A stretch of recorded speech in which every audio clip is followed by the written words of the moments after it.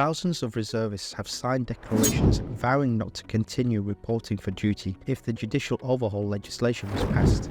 On Monday 26th of July, the Israeli parliament adopted the highly controversial law to limit the Supreme Court's powers. The so-called Reasonableness Bill was approved by 64 votes to 0, after the opposition boycotted the final vote. But the battle is not over and will likely go on for months, as numerous cases to petition the Supreme Court to annul the new law will now take place. The judicial reform saw condemnation from the US, from government officials, and from the Zionist diaspora. They worry that nationalist and ultra-Orthodox religious parties allied to Netanyahu will be able to shape policy with unchecked power. The decision brings to an end months of turmoil, with Israel's president warning political leaders that the country was in a state of national emergency. The controversial reforms polarized Israel, triggering one of the most serious domestic crises in the country's history.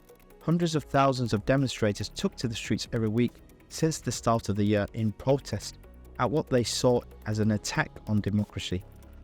Former heads of Israeli security services, chief justices, and prominent legal and business figures have all been vocal against the government reforms, which they see as a power grab by Netanyahu and his right-wing coalition partners. After days of uncertainty in Niger, the commander of country's presidential guard, General Abdurrahman Chiani, claimed the leadership of the West African country in a televised address after ousting President Mohamed Bazoum. Members of the country's presidential guard encircled the president's palace on Wednesday the 26th of July and held the president hostage. Colonel Amadou Abdurrahman read out a printed statement justifying their actions as a response to the deteriorating security situation and bad social and economic governance.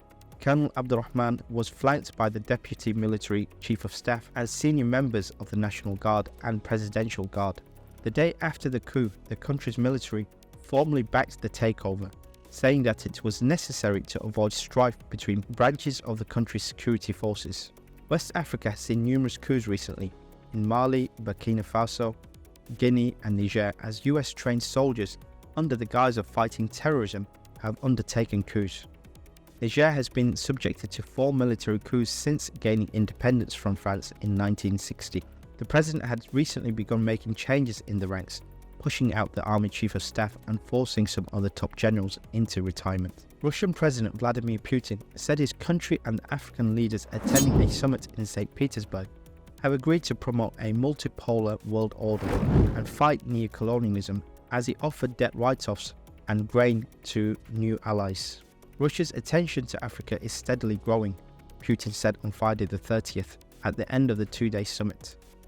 The meeting was seen as a test of Moscow's support in Africa, where Russia retains backing despite international isolation sparked by its war in Ukraine.